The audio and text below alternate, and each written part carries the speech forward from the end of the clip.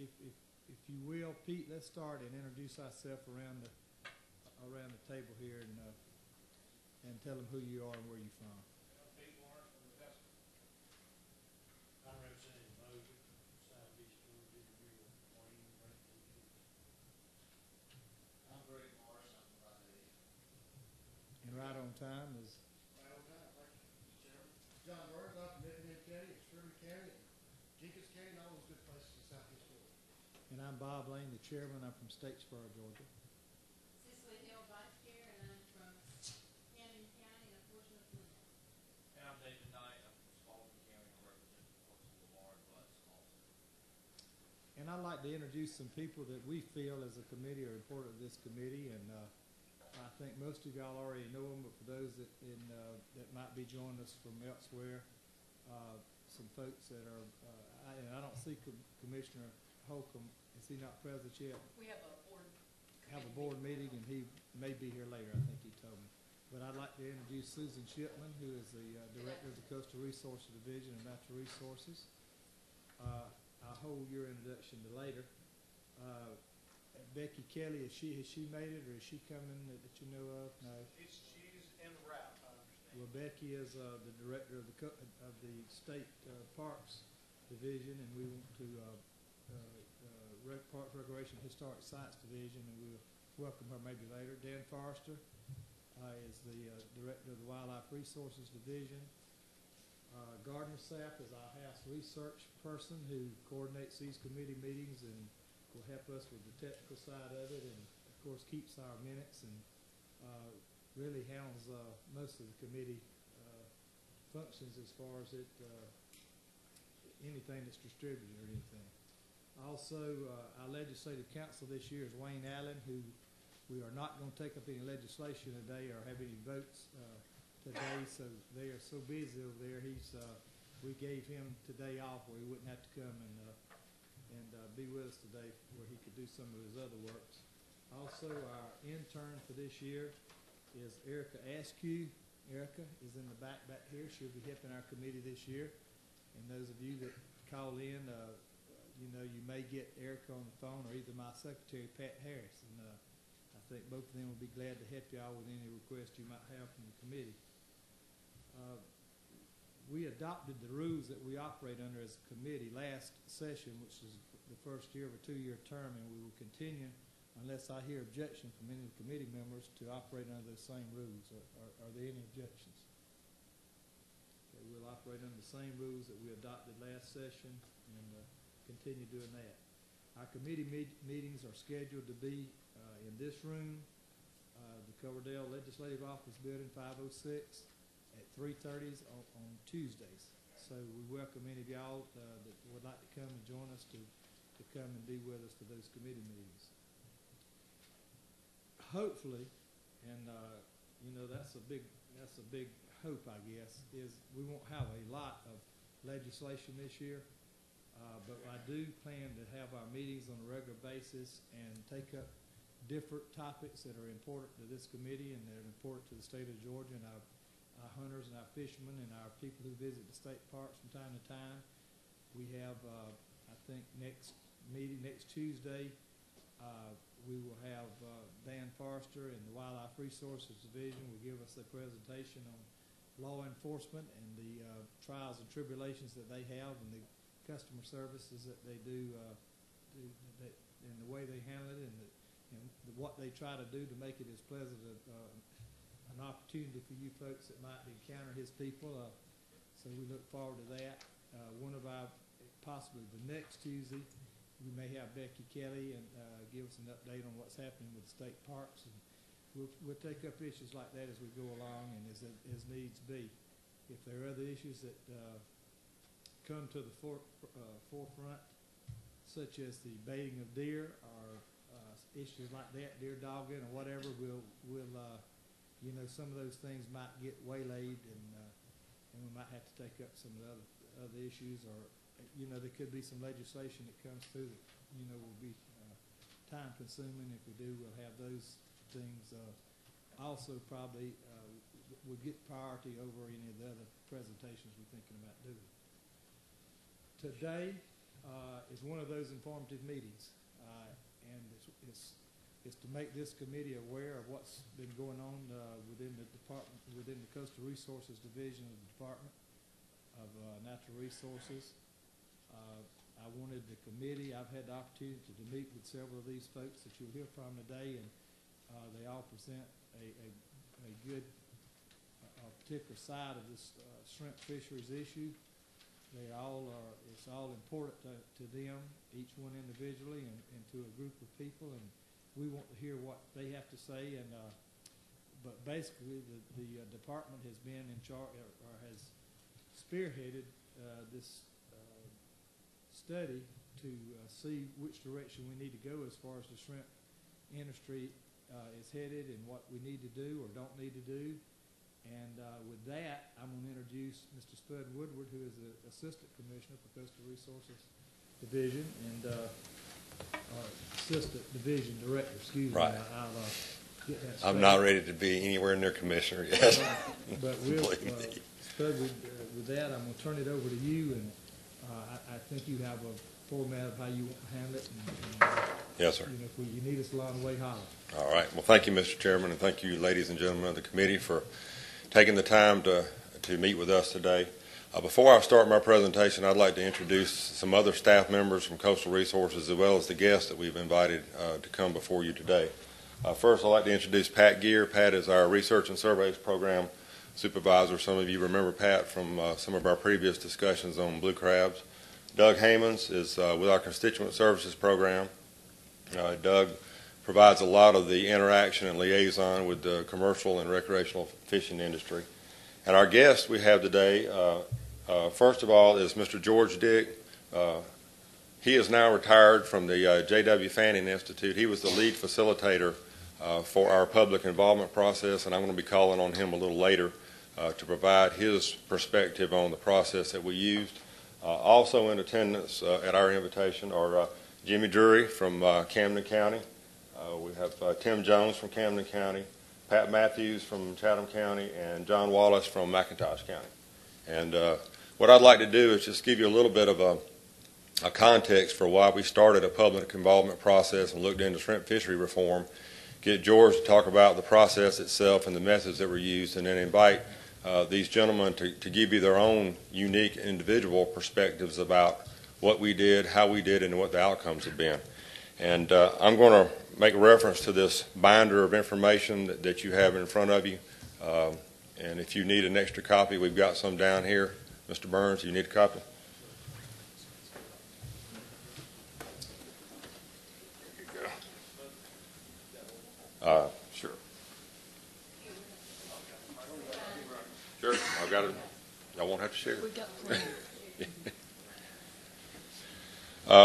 Most of this binder of information is self-explanatory, but what I want to do is talk a little bit about why we started a process of shrimp fishery regulatory reform, and particularly the public involvement. The condition of the shrimp fishery has changed dramatically since its inception back in the early 20th century. The global economics have obviously changed everything that we deal with on a daily basis, and shrimping has been particularly impacted by that. In that the value of domestic wild-caught shrimp is largely controlled now by the influence of vast quantities of imports. And so the economics have changed. As we all know, the price of a gallon of fuel has changed remarkably. So individuals who rely on internal combustion engines to engage in commercial harvest obviously have to deal with that as an increase in operational cost. Also, we're seeing more interest now in tourism in coastal Georgia than we've ever had. We've got a growing population that's record-setting in terms of the number of people that are down there. So there's a lot of things that have made the circumstances in coastal Georgia vastly different now than they were just as recent as the late 1990s, when a joint legislative study committee investigated the shrimp fishery and made some recommendations that were ultimately turned into law. Given the fact that we are dealing with a different situation now, and there has been some outcomes of what happened in the 90s that has sort of developed, the timing was right, and there was some individuals in the General Assembly that wanted us to take a look at it, and we felt like the time was right to take a hard look at it. And we asked for the endorsement of the commissioner to move forward with the public involvement process, which we began in the spring. And we knew that it was going to be important to have an objective party lead this process, and that's why we went to first the Carl Vinson Institute of Government to engage their services, and later, due to a reorganization at the University of Georgia, the responsibility was passed to the J.W. Fanning Institute, but the staff remained the same. So from the beginning to the end, George was the lead facilitator, and it was his staff that was responsible for overseeing that process.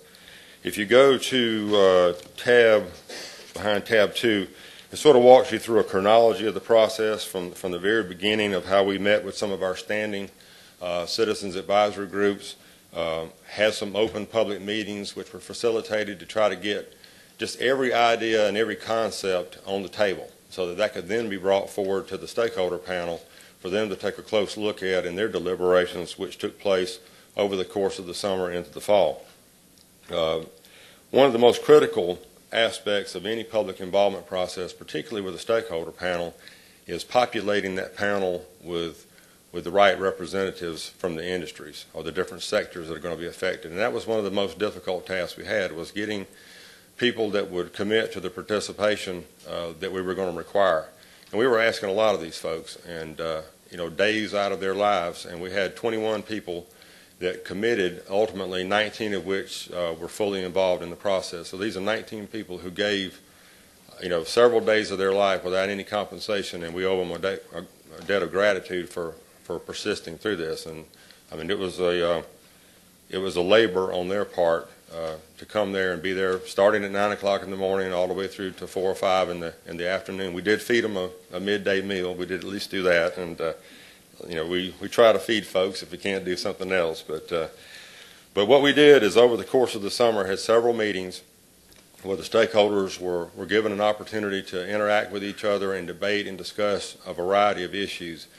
At the end of that part of the process, we vetted their recommendations, many of which were highly divisive. I mean, there were many things like modified cast nets where there was not agreement. There was nowhere near consensus.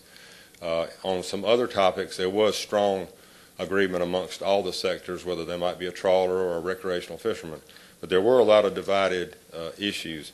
But what we wanted to do then was take it out in front of the public and just sort of ground truth it to see what the public felt about some of these ideas and recommendations. And we did that in two formats. We did it both through open public meetings where the participants were allowed to use electronic polling, and this is something that George can talk about more in depth if he wants to. And we also had a web-based internet survey. This is something that the department is aspiring to use more frequently because it gives a lot of people who don't have the flexibility to come to a public meeting an opportunity to weigh in on issues. It's another form of opinion poll. So we had those two forms of public input in the autumn, and then transitioned from a stakeholder panel process into a standing citizens advisory group. We rely heavily on public input in all of our decision-making processes in Coastal Resource Division. We have the Coastal Fisheries Advisory Council, which has stood since, when would that be? Since 1974. I mean, we'd like to think that we have been a leader in the department in terms of public input. We've always valued it and always aspired to have it as much as we could. But we needed to transition from the stakeholder panel, basically turn these 19 people loose. We couldn't just keep them engaged in this indefinitely, and have a standing citizens advisory group that would then further deliberate on these recommendations, debate them, see if they could maybe refine them, come to more agreement on some of the divisive issues. And this group met in early December and once again hung up on some of these things like modified cast nets. What we did after that meeting is bring the further refined recommendations back to the Coastal Fishery Advisory Council at their mid-December meeting.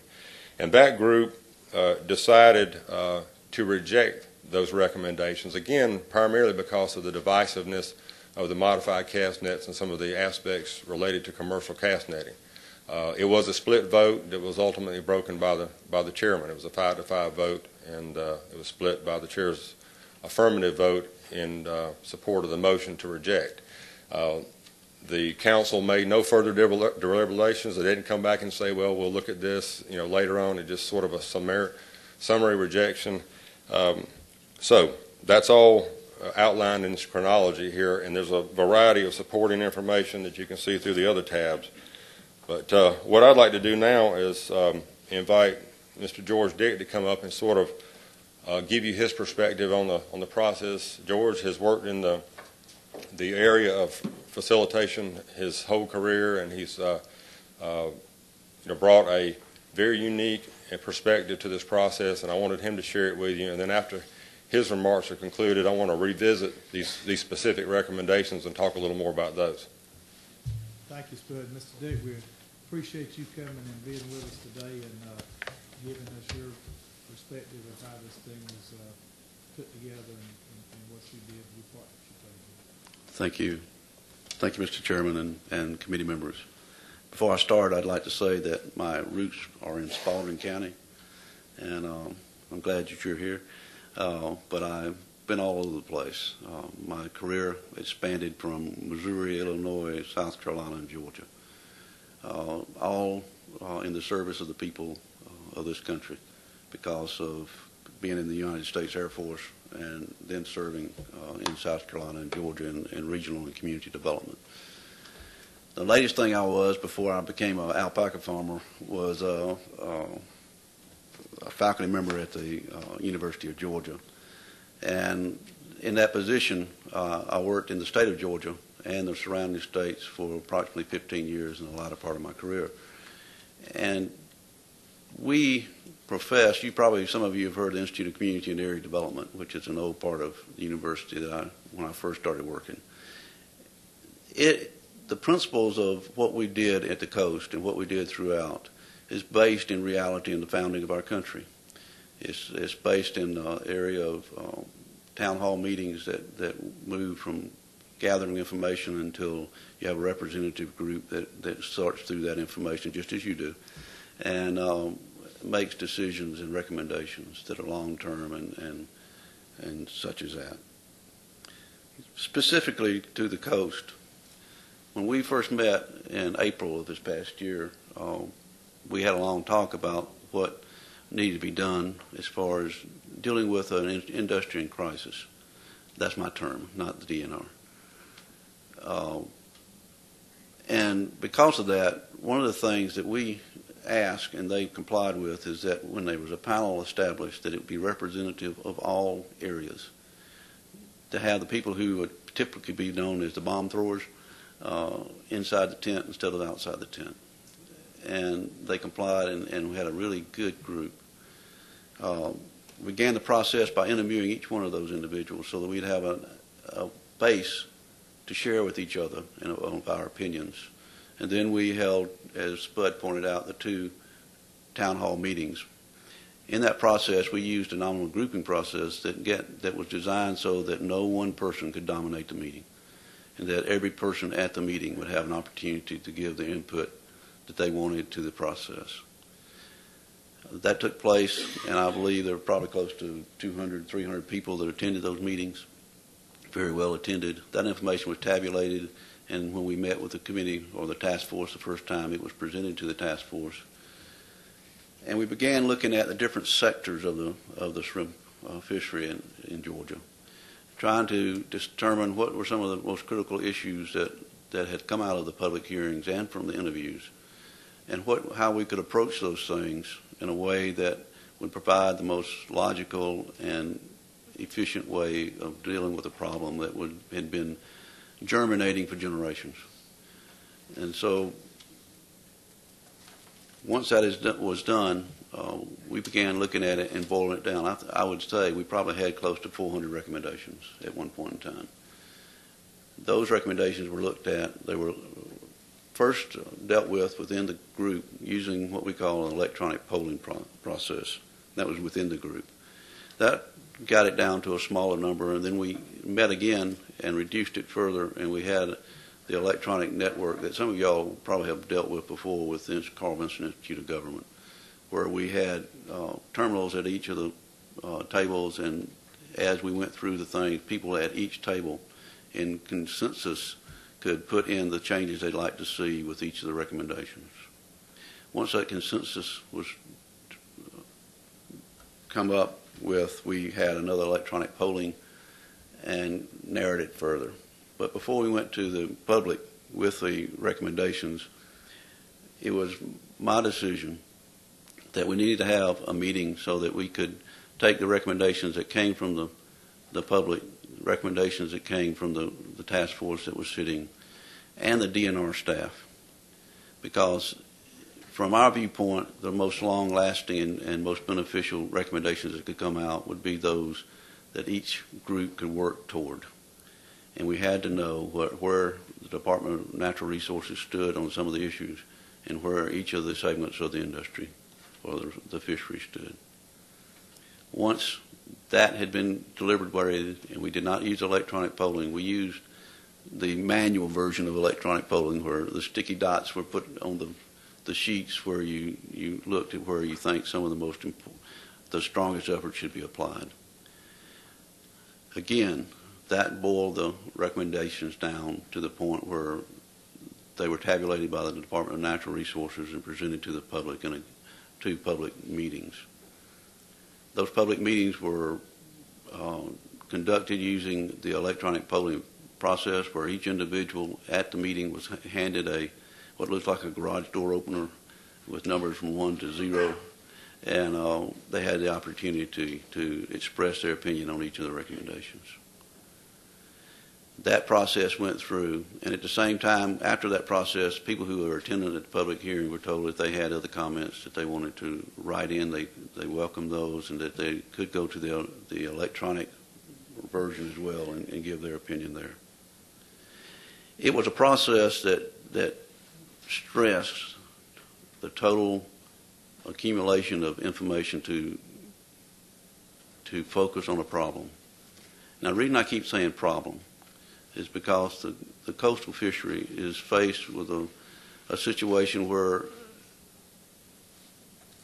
there are families involved that have been involved in this fishery for years and generations, and there was a need to apply a solution, or at least a process that would allow those families and people in the industry an opportunity to start looking at how they could make modifications to continue their livelihood.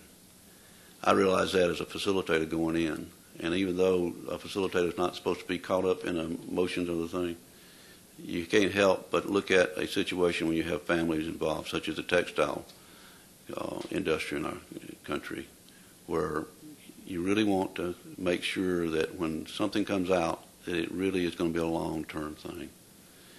Our process was never intended to come up with a specific, definite recommendation as such. It was designed to come up with a set of recommendations that a group could continue working on. And I believe that's the reason they established the group that is now working on the recommendations. Are there any questions? Any questions from the committee? I have one question, just as you were explaining it, the issues that y'all put the sticky dots on, or that you had electronic voting or whatever, did the members of the stakeholders group or decide what issues you were going to talk about, or was this something that you or DNR or somebody else came up with as issues that needed to be considered? I'm sorry. At the point in time where we did the sticky dot exercise, there were two things that were presented to the task that was there. There were the recommendations that boiled down through the task group, and there was a recommendation set that was provided by the Department of Natural Resources. Before we used those, however, with the group, we asked the group if it was favorable to them to look at them, and they said it would be more than beneficial to move forward and also look at what DNR said, because they needed to know what DNR thought from the beginning. And as the process went through that day, they added and changed, and some of the things that were offered by both sets were melded together or changed to come up with the final recommendations. Any other committee members got any questions while we've got him up here concerning the process and how it evolved, and what process they went through to reach this conclusions that we got before us here? I don't think we got any questions, and we appreciate it. Thank you, George. We appreciate your willingness to come and be with us today and talk about that from a first-hand standpoint. I'd like to call your attention to the information behind tab 7. This is the list of recommendations that were presented to and refined by the DNR Shrimp Advisory Panel, and you have in your booklet a membership roster of that particular advisory body and who was in attendance at the December 5th meeting that is referenced on the title of that document. I won't spend much time going over the status quo other than to say these are current laws or DNR board rules or policies that are currently in existence, and so status quo obviously would mean no change to these. The only thing that there might be a change in it would be under number 4. Right now, DNR board rule defines the boundaries between the sounds and the waters that are typically open for trawling. A couple of those delineations are by physical point and not a latitude and longitude. So this is just sort of a refinement that might get done in the future, but that would be through the board rulemaking process if we went forward with that. I want to call your attention to the list under changes. The first one is to allow modified cast nets with a minimum mesh size of 5/8 inch bar for commercial and recreational harvest of food shrimp with no restriction on the length of the net. This would require a law change, and this was one of the most highly divisive topics that the stakeholder panel worked through, and it's also the public input on this is highly divided, as you can see by the results of the public meetings and the web survey.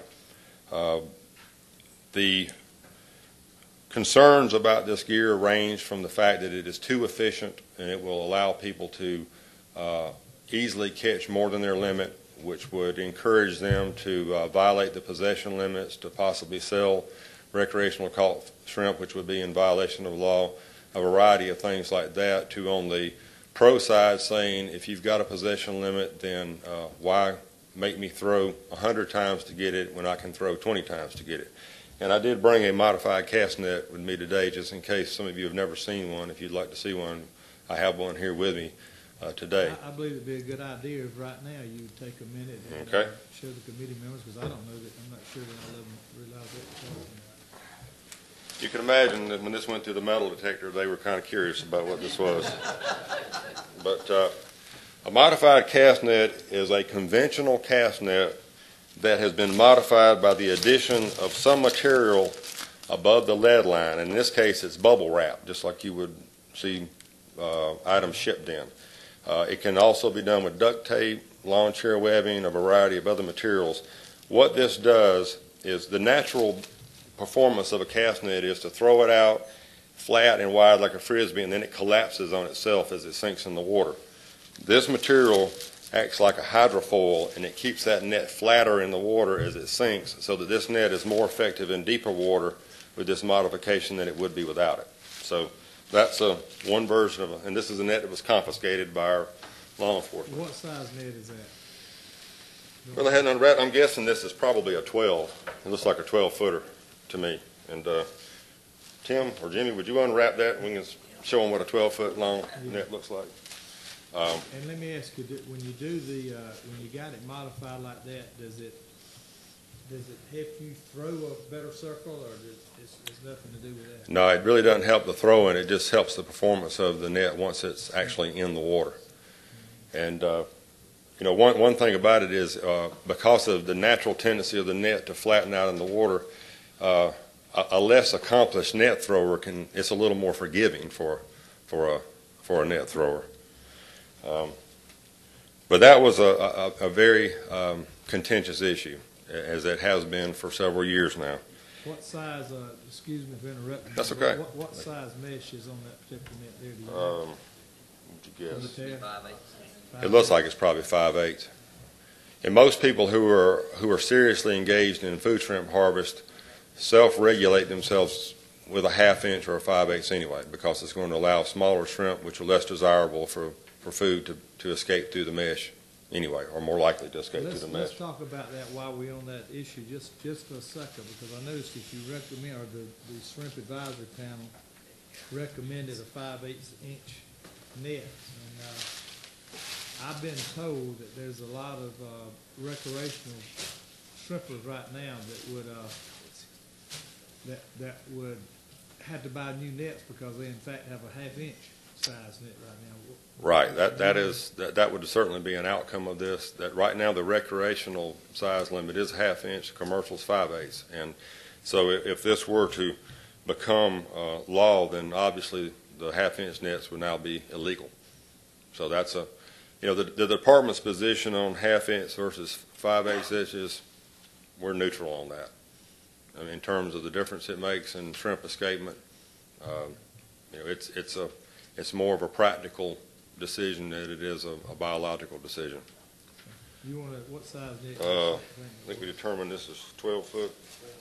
Yeah, that's a 12 footer. So see, there's a lot of webbing. Yeah, 20 pounds, weighs 20 pounds. weighs how much? 20 pounds. 20 pounds. Take a good Okay. man throw that all day. It's a wood. The recommendation on no restriction of the length of the net, that was argued back and forth, and obviously there's a lot of conflicting opinions about that.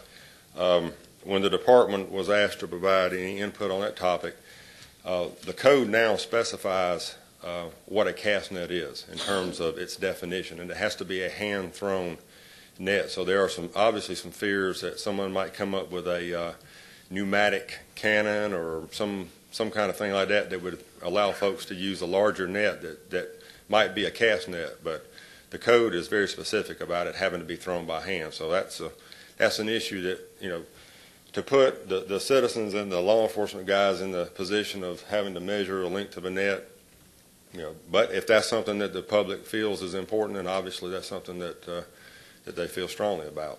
And we're sort of neutral on that as well, on the size part of it. But we have had situations arise in the past where an individual would buy a custom-made net that somebody hand-built for them, and then they would buy a machine-made net out of a factory from Asia.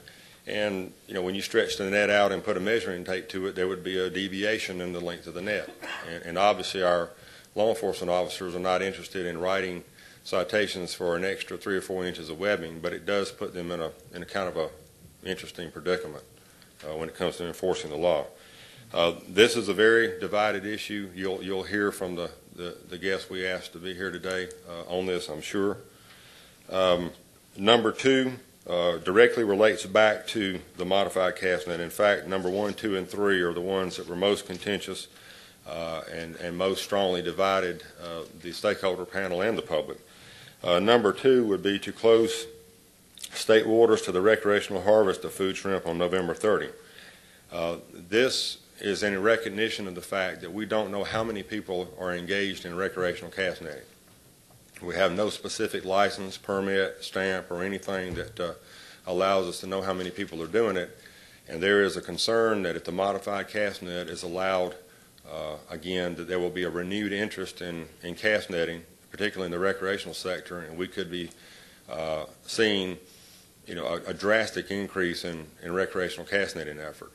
And there is concerns about the vulnerability of overwintering shrimp, and these are the shrimp that settle into the deeper waters to reside there during the winter and ultimately become, or some percentage of them become, the spawners for the next spring and start the life cycle all over again. So the November 30 termination is just a recognition of the uncertainty, that we don't know how many people would be doing this recreationally. That is a time period, very few people go after November 30 recreationally anyway, if they're true recreational. So that just sort of puts some parameters on it. And you can see that the DNR Commissioner currently has the authority to set a different season for different sectors of the fishery. So that could be done through the Commissioner's authority. It wouldn't require a law change. There was one member. Go on. because I know if you like that one concerned recreational, the next one concerns commercial cast netters. I think everybody probably understands, but in case they don't, will you briefly describe all the stakeholders in this process? Oh, sure. Yes, sir. Well, what we've got when it comes to shrimp, you've got everybody from the people who catch them to the people that eat them and sort of everything in between. But you've got the major sectors could be classified as the food shrimp trawlers. These are the typical shrimp boats that have become such an icon along the southeast United States coast. You've got the individuals who wholesale shrimp that are typically trawl-caught shrimp. You have the commercial cast netters, which is something that's sort of unique to Georgia in that we have a commercial cast net fishery in Georgia by virtue of the law changes that went into effect in the late 1990s. However, this is not an open access fishery. It is limited by law to no more than 200 individuals, as our crab fishery is also a limited or controlled access fishery. Right now we have about 82 licenses in the commercial cast net fishery issued this current year. The trawl fishery is an unlimited number of licenses. In other words, we can sell as many power-drawn trawl licenses as there are applicants for those licenses. Right now we have 324 of those. Then you have the recreational cast netters. These are people who are throwing cast nets that either catch food shrimp or catch bait shrimp, and sometimes both. And those are the major harvesters. And then you've got the people that buy shrimp. You've got the guys who go out and catch live bait shrimp to be sold at a marina, because a lot of people don't want to throw a cast net. Their time is limited in the boat, so they'd rather buy a quarter shrimp and go fishing and use their time fishing instead of trying to find bait. That's a particularly lucrative endeavor there. We have 23 people that have live bait licenses in Georgia, very tightly regulated component of the shrimp fishery. And then you've got fishing guides and recreational guys who just buy shrimp.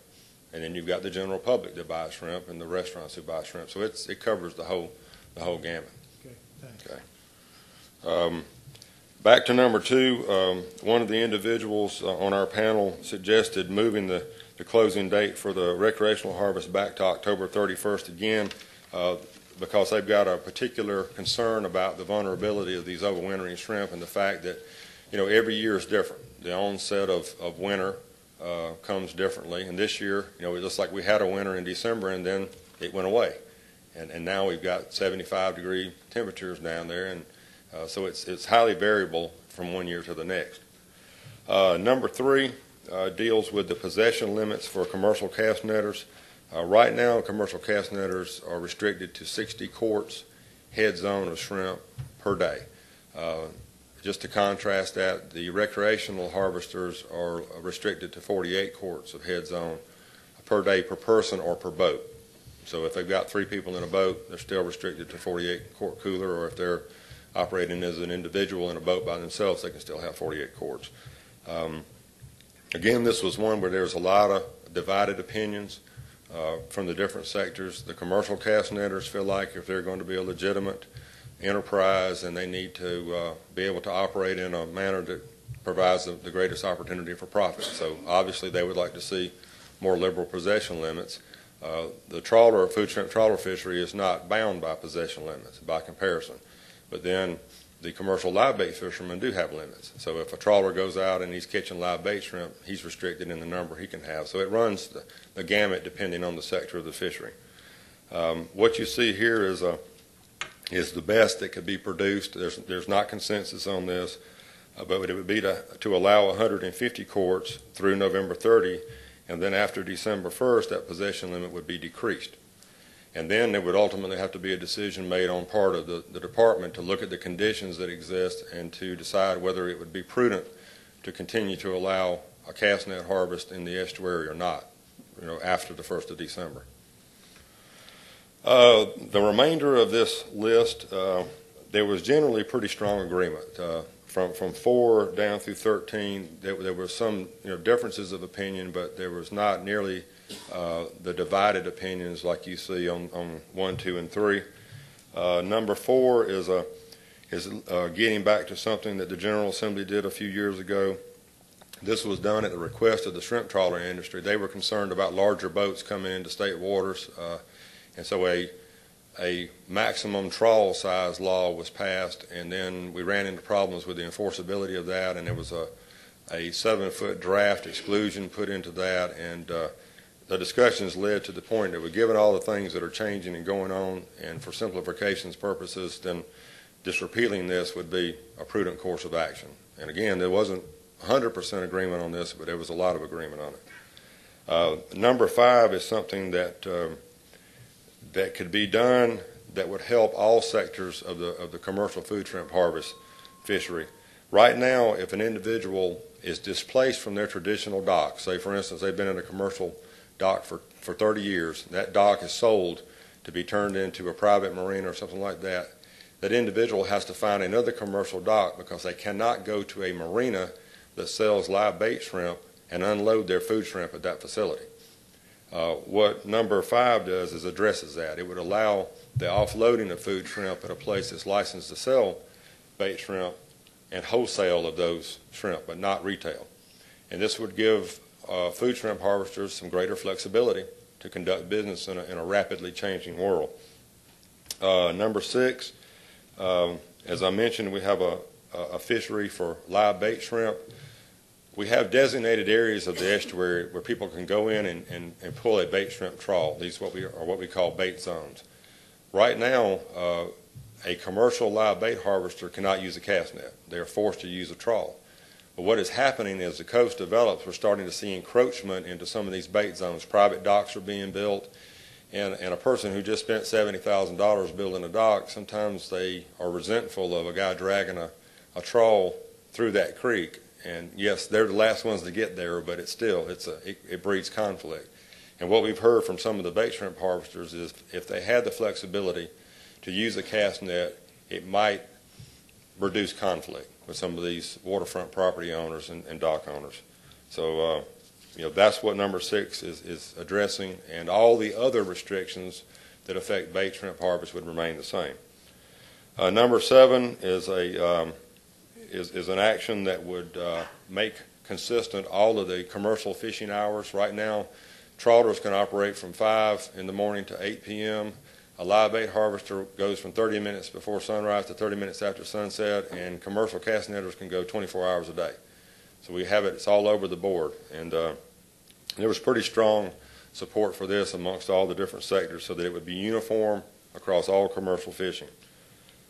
Number 8 was a recommendation made after all the discussions about us not knowing how many people are engaged in recreational shrimp harvesting. And we are already looking at some options for this that might involve a no-cost permit or some other type of mechanism where we could collect the data and not necessarily put a fee on the public. Number 9, again, is a simplification measure. Right now, if a recreational fisherman leaves a boat ramp and they want to go catch shrimp for fish bait, they carry one net. If they want to go catch shrimp to take home and eat, they carry another net. They can't carry both nets in the boat at the same time.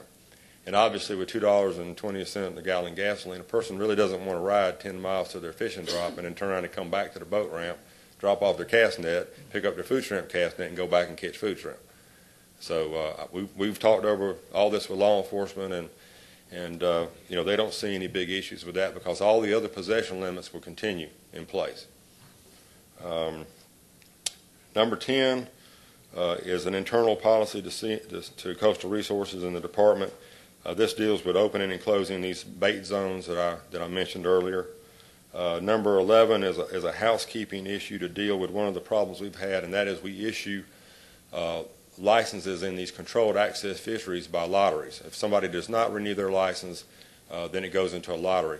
What we're finding ourselves doing is having a lot of public demand for licenses that aren't issued through the lottery, and we have no mechanism to disperse these on a first-come, first-served basis. And obviously, if 200 licenses is a suitable number, it'd be nice to be able to issue all 200 of those licenses through the course of the year. That deals with that. Number 12 is addressing interest as much out of the trawler fleet itself as any group about dealing with a reduction in the overall number of trawlers in Georgia waters. We are seeing a situation where that's going down every year anyway, just because of the economic effects that are going on and the loss of fishing infrastructure. So this is something that we fully intend to investigate and study our options. And then number 13 addresses an ongoing frustration that the department has with getting consistent adjudication of shrimp fishing violations in the criminal court system. It is obviously going to be up to a judge in a criminal court system as to whether they dismiss a case or whether they prosecute a case. There's strong feeling amongst a lot of people in the shrimp fishery that if we had greater capacity to move civilly in some of these cases and do license revocations and fishing privilege suspensions, that sort of thing, that might be a stronger deterrent than having to depend solely on the criminal court system. So that's real quick the recommendations that emerged, and what I'd like to do, unless you have some questions, Mr. Chairman and committee members. Well, we'll stop right there and allow for some questions if anybody has any. I don't see any. Well, if not, what I'd like to do is call up in alphabetical order our guests and let them share with you their perspectives and opinions about the process and the recommendations themselves. And I'm going to start with Mr. Jimmy Drury. Well, we appreciate these gentlemen coming while he's coming to the mic to tell all of you we appreciate the effort you made to come and be with the committee and help us in the process and make us aware of what's going on. I know a lot of times when, it's hard for us to step up in front of a microphone. It's a little intimidating sometimes, but we just regular old folks just like you are, so you feel at ease and just tell us whatever's on your mind. Well, I appreciate the opportunity to be here. I'm from the recreational side of it, I guess you could say. I want to first take a minute to appreciate what the DNR has tried to do. I mean, we've gone a long way with this thing. They put forth a lot of effort, done a really good job. I mean, I've been involved in it from the first day, and I've been impressed with the way it was handled, and the facilitator and everybody done a good job. I really think everybody had ample opportunity to get their point across, whatever they had to say. As far as it goes from the recreational side of it, I was the first one to stand up and say, look, we'll back off to the November 30th thing, without any trouble, because these guys are trying to make a living, and we're just out there to get whatever we can get, But also in the recreational point, you can't you can't penalize me if I can get 48 quarts. Why does it matter how I get them? And you're going to have a few people that's going to go out and get over the limit, but you're going to have that in anything. Why should the good people suffer for what one or two of the bad folks do? On that being on a modified cast net. If we had a modified net, you're going to go out, and the recreational guy's not going to get 10 or 15, 20 pounds anyway. They're going to throw that net 10 or 15 times. They're going to be tired, and they're going to go on fishing or whatever it is I do for the rest of the day. In short, that's pretty much the way I look at it, from a recreational standpoint. I know it's a lot more important to some of these other people, but I wanted to be here to give my main goal is to make sure that the way the process was handled off in the recreation side, I thought they'd done an excellent job. Good. Well, we appreciate you coming and want the committee to know that you are representing again the recreational side, and they're going to hear from each different stakeholders. If y'all have any questions from his perspective, and now's the time to ask him if you have any questions. Hearing any of that, so we appreciate again you making the effort to come and be with us, and appreciate the comments you had. Yes, sir. Thank you, Jimmy. Next, I'd like to invite up Tim Jones from Camden County. Thank y'all for hearing me today. I want to thank the DNR and the Institute here for going through all the meetings with us that we went over. But something that I want this board up here to realize is that commercially, I'm a cast netter, and there's two different industries. You have a trawler industry and a cast netting industry. Back on this page that we were on for the recommendations where we had the 1, 2, 3, if you turn to number 3,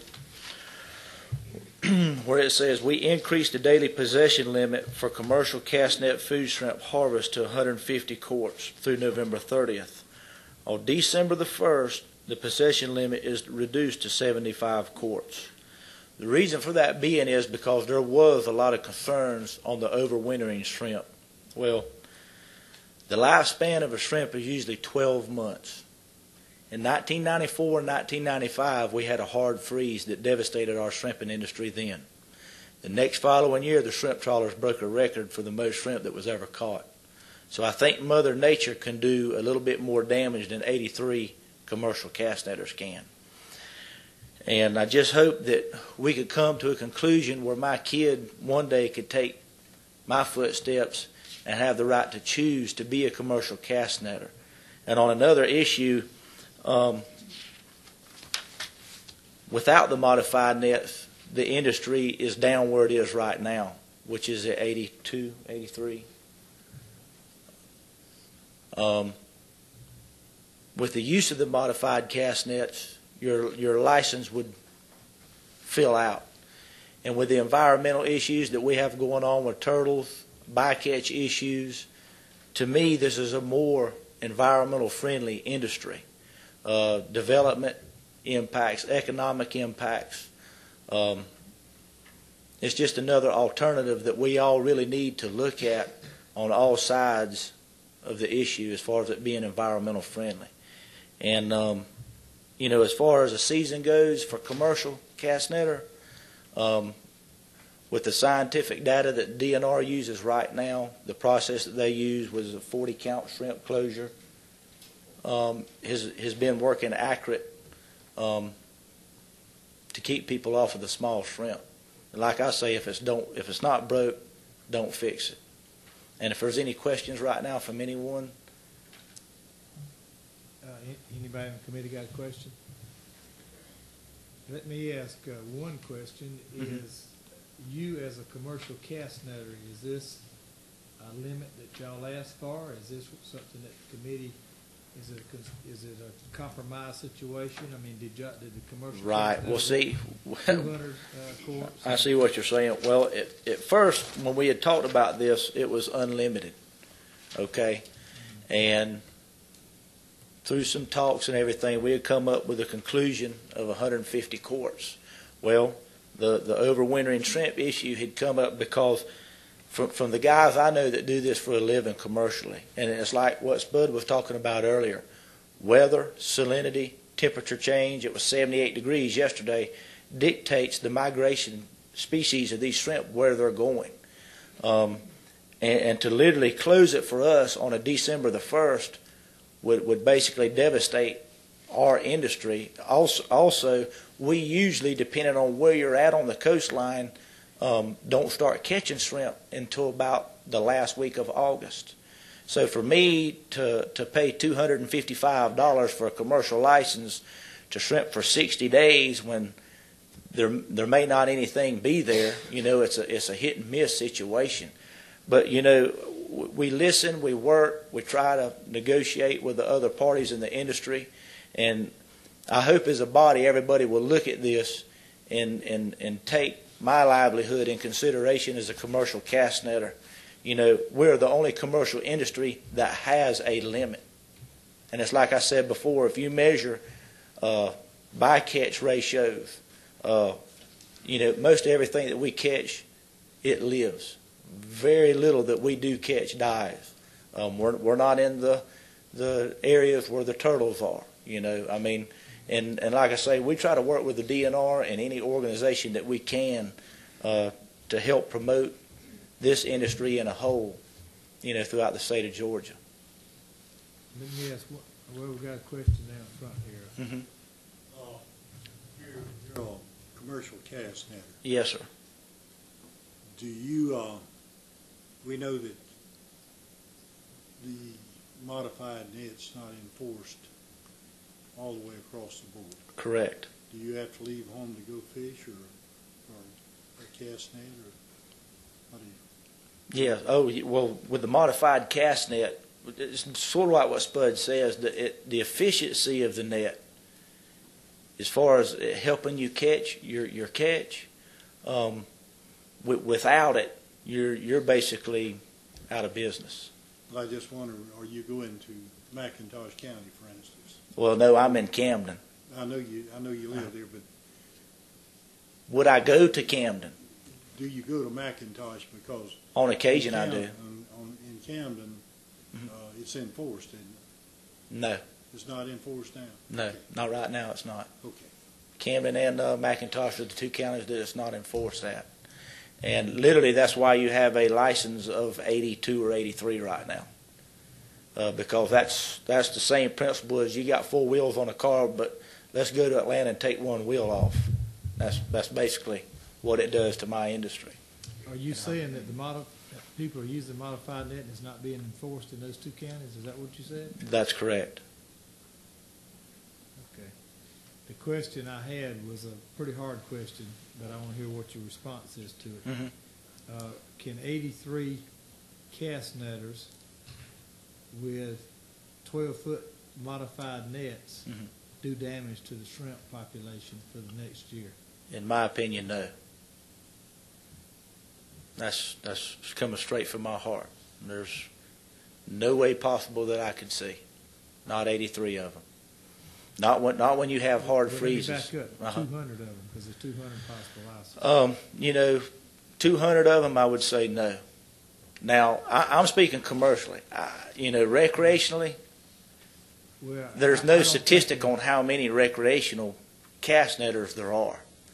Yeah. That's like saying there are 20,000 recreational. We don't have the answer on how many recreationals are, but speaking for commercial, we could only have 200. 200 commercial cast netters would not make a dent in the shrimping population when you're comparing it not only to other industries in a whole, too. Can y'all, you really do good when it gets cold in the deep holes. Can y'all pretty much fish out those deep holes? No. It's they're migratory. See, that's another misconception too. Is everybody says that we shrimp and target the deep holes. Well, the shrimp are really not in the holes. They're on a ledge that leads to the hole. And the reason why I say that, because I've got high-end depth recorders, and the reason I've always thought the reason why they do that, it gives that shrimp a choice. If something's chasing him, he could go deep or he can go shallow. But they're not really nesting in the hole down there. That's always been a misconception that I've been hearing this for 2 years, and it's really not true. Any other questions from the committee? Okay, thank you. Thank you.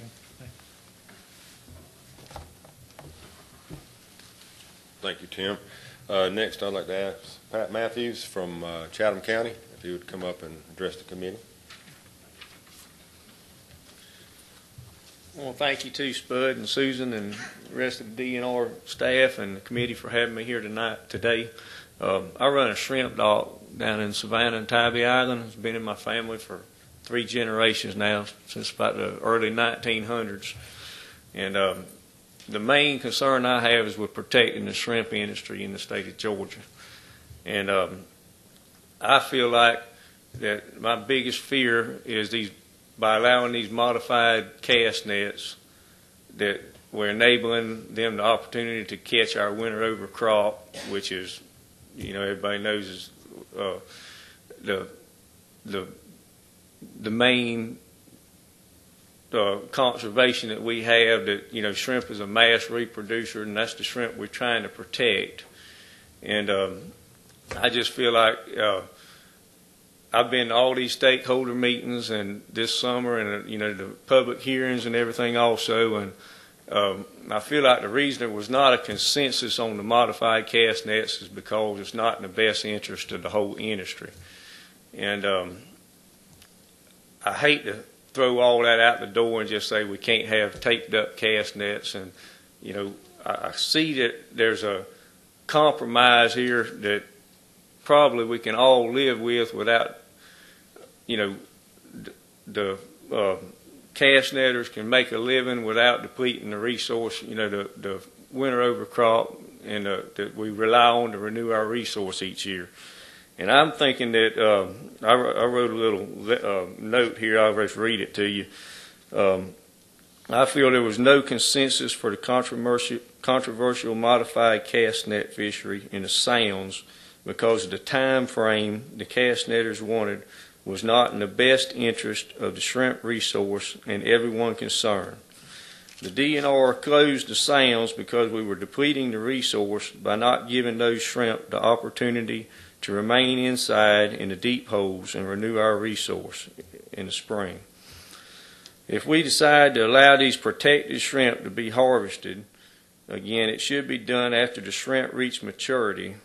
The majority of our white shrimp spawn in April and May and reach maturity by mid-August and September, and should be closed when them shrimp bunch up in the deep holes to winter over. This winter over period begins in November when the water temperature drops below 60 degrees in the sounds. Now that 60-degree number may or may not be accurate. I got that from the DNR in South Carolina, and I think it's pretty close. In the shrimp industry, we have a lot of magic numbers. We always say the shrimp start spawning in, when the water temperature gets 70 degrees, and usually by the time it's 80 degrees, the brown shrimp are ready to come out, and we work on them in the summertime. And I think it should be, I'd like to see the Department of Natural Resources give us a biological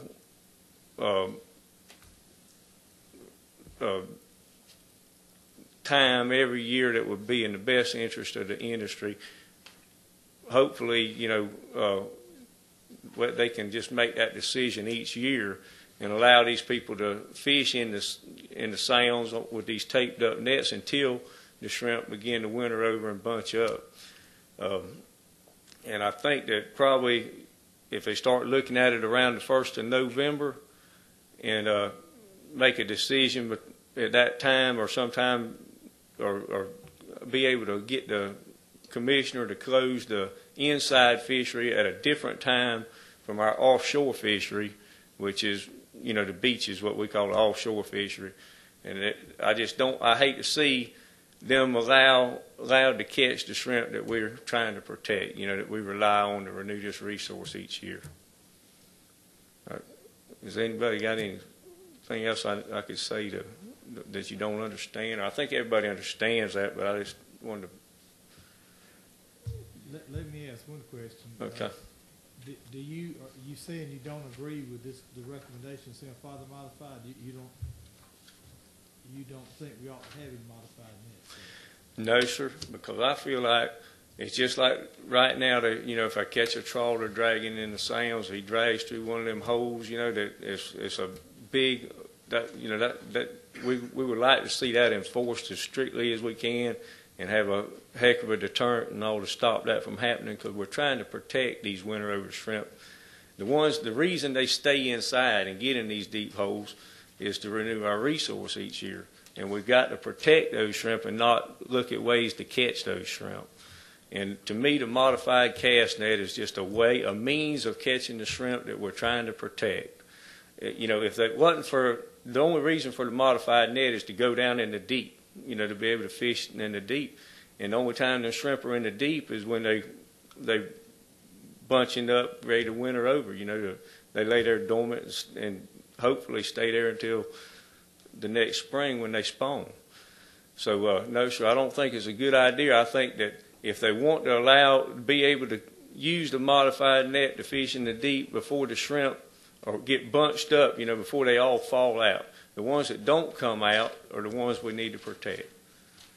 And that's the ones that are in them deep holes in the wintertime. So I think it's a timely thing. If we can close the season earlier for the inshore fishery, this cast net, taped up, modified cast net, then without,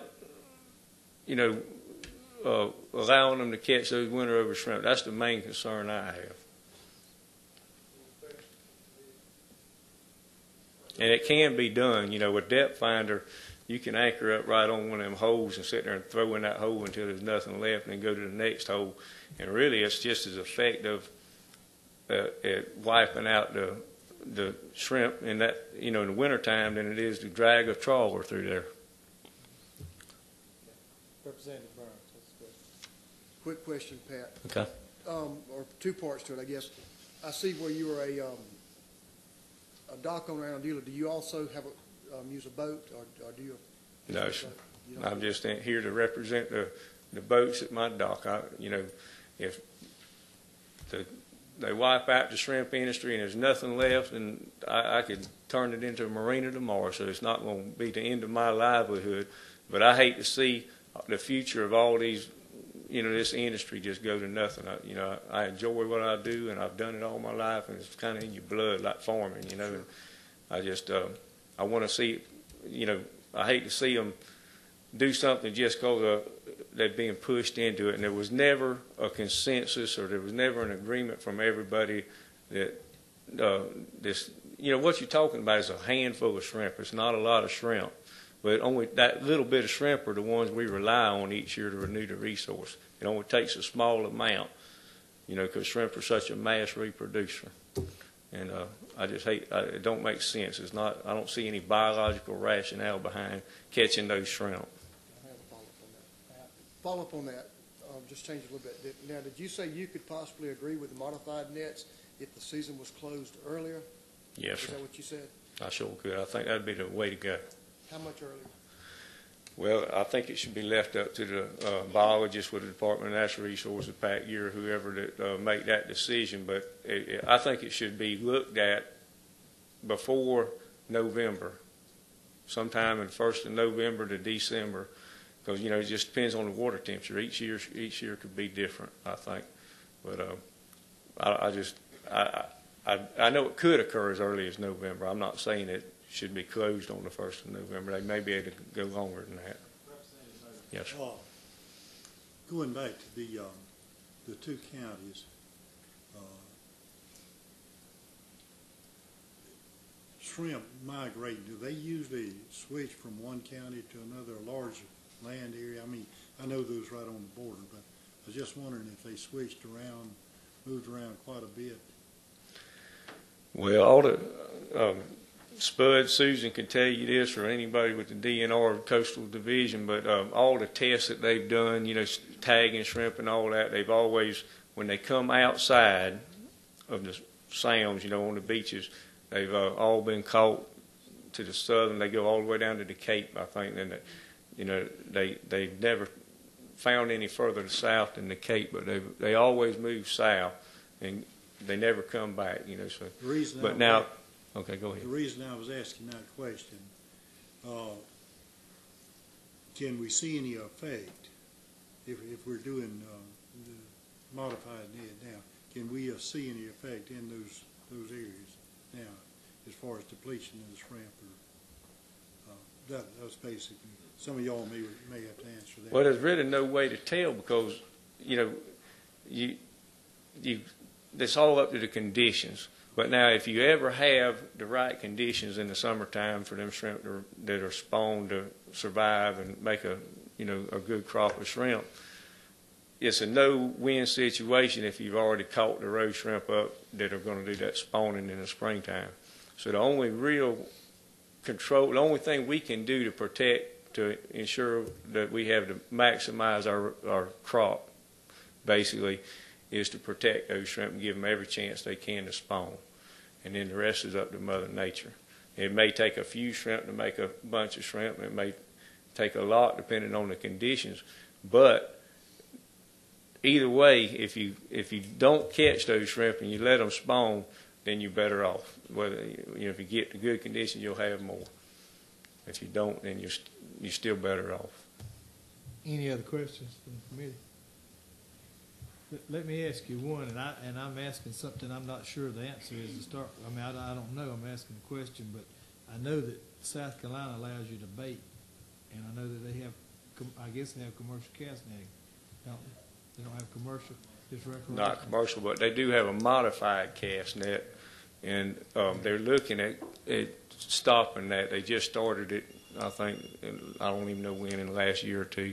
And they're realizing that it really is damaging their winter over crop. That they couldn't believe how many shrimp they could actually harvest. And they closed the season. I think it was the first week in December on it. But they're thinking about. I know I talked to a guy that works with the DNR in South Carolina, and he said they were thinking about moving that date up. Are the trawlers having less success as a result of that?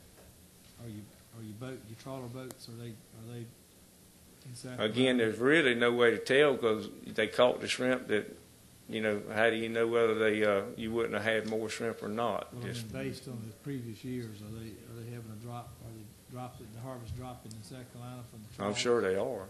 If they're catching the shrimp that are, that would have spawned, they're going to have less shrimp.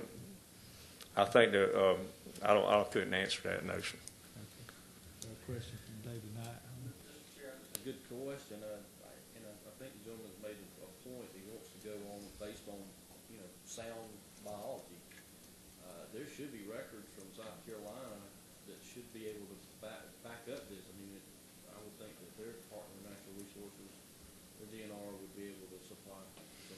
They may could. I know it's recreational, so I don't know whether they have any reporting of what's caught or not, or what, how they actually do that. But I mean, that's what we're looking for ultimately, is to make a good scientific.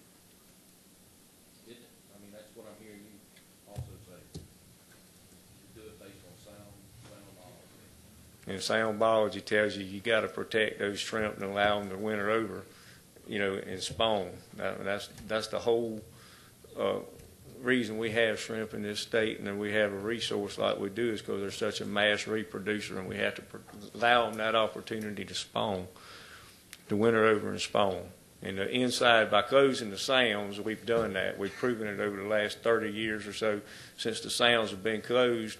We've not depleted the resource, where before that we were depleting the resource. There used to be my daddy can tell you, 40 years ago, they caught there was shrimp everywhere. They couldn't catch them. There was so many shrimp, we didn't have to worry about it.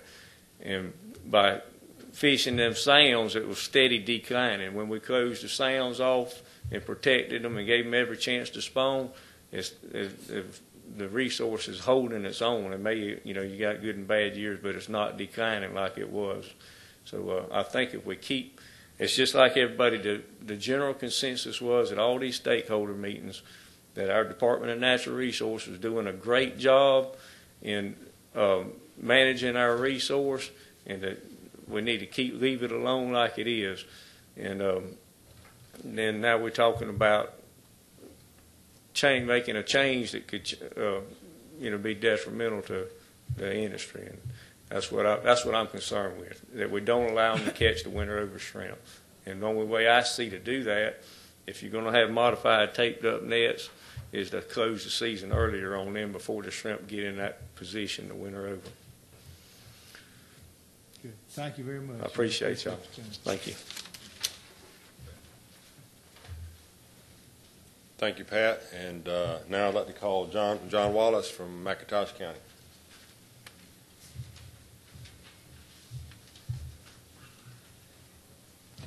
Thanks, Bud. Thank you, committee, for listening to us today. I am the president of Georgia Shrimp Association. I've been through a lot of these changes throughout my term and while I've been a member of the association. And I had handed out to y'all a paper that the association had given. And I can let y'all read through it, but I mean, we do have some opinions on this, and a lot of them have been stated with the modified nets and as far as the recreational use. We don't want to stop anyone from catching what they or their family can eat. But we do have a problem with the laws that are in effect in Georgia concerning the recreational sale of shrimp. They do a better job with their saltwater products license in Florida. If we can implement something there that would close up the loopholes in these recreational laws, there's not a real concern over the modified nets from the recreational side. These loopholes do allow the recreational to go out and catch their limit or above their limit, and it's almost impossible to convict them in court for selling these, whether it's to a wholesaler or to a private individual. So those are the reasons that we cannot endorse the recreational use of a modified cast net in the Georgia estuaries until we get some comfortable assurance that these laws can be enforced and convicted in the court of law. As far as the commercial use of modified nets, we as trawlers were allowed to fish in the sounds until the early 80s, and we voluntarily left for the conservation of those sounds. And as Tim said earlier, he was stating that it was going to put them out of business in order to to not allow that modification. Well, not allowing us in those sounds, or allowing trawlers in those sounds, in the early 80s, we had over 1,200 trawler licenses in this state. Now we're down to 320, I think Spud said. So, yeah, basically the discretion of the DNR, because the sounds were not closed, we're not opened. We lost 800 jobs, 800 trawlers, but the remainder of us adapted. So, that's what we were, modified nets, commercial casting in there may have to adapt. But allowing another commercial entity into those sounds while you're restricting the trawlers from going in, and even if it's going to be a limited access as far as the 150 quarts. If we give a proposal in there that would allow us to pull a small net and catch 150 quarts and give equal access. And pretty much what's fair for them should be fair for us. And that's our pretty much our stance on the commercial use of modified nets. We can endorse fixing the law to where it is convictable, the existing law of if you get caught over the limit or the use of the modified nets, make it convictable in court. The putting a law out there that a judge can overturn needs to be corrected to where this law can be better convictability anyway. You may not be able to get 100%, but you should make these cases stand up in court. Right now, pretty much the enforcement has become nil in those two counties particularly. There's rampant use of modified nets, and there's very little enforcement going on because pretty much the judges have refused to listen to the case. So we do endorse fixing the current law and making all the laws that we do enforceable. Like I say, the letter has a little more explanation on what can and do and our points on it, and if y'all like to read it and ask questions, I'd be glad to answer them, or I can answer any questions now. Anyone have any questions of Mr. Wallace? I don't guess so. John, we appreciate you coming and being with us, and appreciate each and every one of you and the way you perceive any changes in the law and what it will do to affect your particular side of this industry. Spud, I'll let you finish up with some any closing remarks that you want to. You've heard all the comments. If there's anything that you'd like to make comment on, or. Well, Mr. Chairman, I'd like to thank y'all for your time, and I want to express my personal thanks to these gentlemen for their yeoman service to the citizens of the state of Georgia. Time is the most precious thing we have, and they gave their time to this process, and we very much appreciate it. I think you've heard that there's a lot of differing opinions on these matters. The list of recommendations that you have before you, the department is of the opinion that there's nothing in there that's contrary to the wise use and conservation of our resources. However, if there are any changes to those recommendations, obviously we'd like to reevaluate those. And we feel like that there's some potential here to alleviate some of the conflicts that have been persistent for the last several years. We appreciate y'all being willing to take this information and deliberate over it, and we stand ready to provide you any advice or any technical information that you need. Is there anybody on the committee that doesn't have a clear understanding of the issues we talked about, or wants to ask Bud for clarification, or you got anything that's on your mind? Bud, we appreciate what y'all do as a department. Appreciate the cooperation you've gotten from the people that you regulate or that you try to provide good laws for. Appreciate all of you in attendance. That was pretty much the scope of the meeting today, and if there's no further question, anybody in the audience have any comments? Sure. I'm David Wallace. Up until about 3 years ago, I represented the commercial. Okay, David, would you come up to because this is being transmitted, and I want to give the the audience that we might not can see a benefit of what you have to say. I'm sorry I didn't sign up to speak. I didn't realize there was a requirement, but I apologize for that. I represented the commercial cast netters up until about 3 years ago, and we more or less disbanded our effort when we saw there was very little chance of us getting any changes. And then lo and behold, Spud, and I really appreciate him doing that, appointed this committee and study committee, and they really done a great job in at least addressing the issues and bringing them all to the forefront. I can only add that I still have a commercial cast net license, and I still participate in the industry, but not full time. But I'd like to say that I endorse most of the provisions that they've come up with in this study, and that it would really be a big help to the industry as a whole to pass some of these recommendations that they've offered, especially the modified nets and the increased limit. That was the two provisions that I asked for when I was coming to your meetings and asking for changes in that law. I just think that it would create a lot more harmony on the coast if we did make some of these changes and allow the people that make a living at it full time. And I hope that I can someday get back to at least doing it more than just part time. As Tim said, the reason we have only 82 license holders now is because you just can't make a living without a modified net and with a 60-quart limit. And these are the two biggest provisions.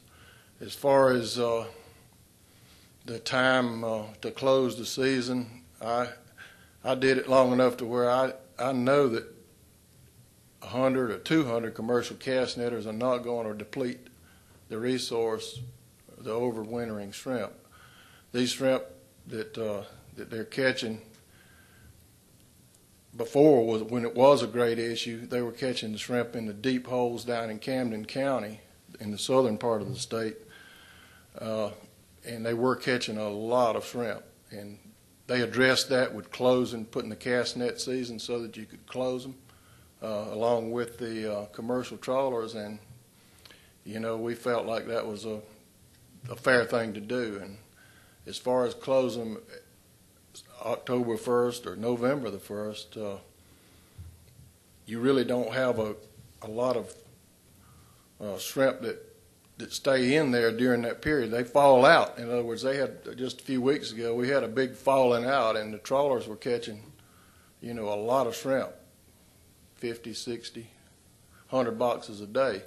And those shrimp that were coming out of those holes, they catch them, and they fall out in the sounds so that they're caught as they leave the sounds. But we just feel like if you let the cast net season parallel the trawling season, then there's no harm done. But I thank you for letting me make comments, and if you have any questions, I'd like to answer them. Just real quickly, we saw that, but I keep hearing about holes, deep holes, and how deep is a hole and how far out? Well, they're in the rivers and the sounds. The deep hole that I was referring to is in the intercoastal waterway, right near the submarine base. So how deep? It's about 55 feet. You're actually right. You're throwing your net out. It takes a minute for it to sink to the bottom. Normally, though, you're shrimping in water 20 to 25 feet deep. That cast net without the tape on it will start closing up, and we've actually filmed them. After 15 feet, it starts closing up. By the time it hits 25 feet, it's probably only about 3 feet or 4 feet wide. So, that's normally in October and November when the shrimp are along the banks and the sounds. We're catching them in 30 feet of water. And that cast net is very effective. You can throw one without tape and you might catch 10 shrimp. And you can throw one with tape and you might catch a pound. And it makes a lot of difference. A pound or 2 pounds or even 5 pounds. Depends on how thick they are. So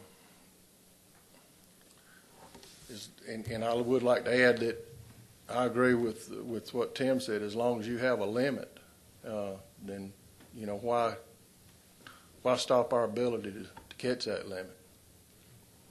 Thank you. Dave, we appreciate you coming, appreciate your comments. What I suspect will happen is that we will probably, all of us will take what we've heard here today into account. If somebody on the committee, if the committee chooses to move forward with a bill, I think with the Council of the Coastal Resources Division, what they picked up from these from this study, from this I guess it's a management study, whatever the title of this stakeholders process was, the whole deal. If we feel like there's a need to move forward, and you know, any of these guys have the option to present something. Where to go from there, we don't know, but we got these folks can come up with some pretty clever ideas sometime, and I think they have at heart an interest to be fair to everybody and to protect the resources. And I think that y'all have, I think the expertise that they had with these stakeholders and the people that served on these committees, I think it gives us some guidance into what might need to be done. And you know, if there's a need to move forward, we will. And if there's not, we won't. That's pretty much how I'm gonna leave it with you. I don't know. I really don't know what the pleasure of the committee is, or any of these individuals, or anybody else that serves.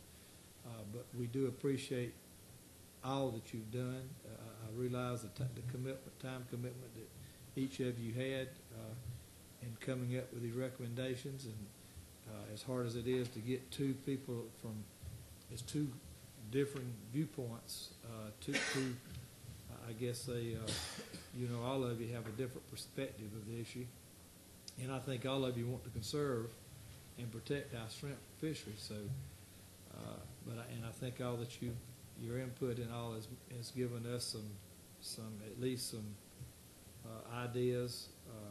I think there's some things that we still need to consider.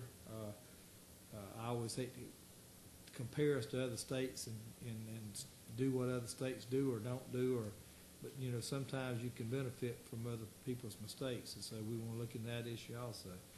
But anyhow, if none of the other members anybody have any comments before we close? If not, then I'll adjourn the meeting. Thank y'all.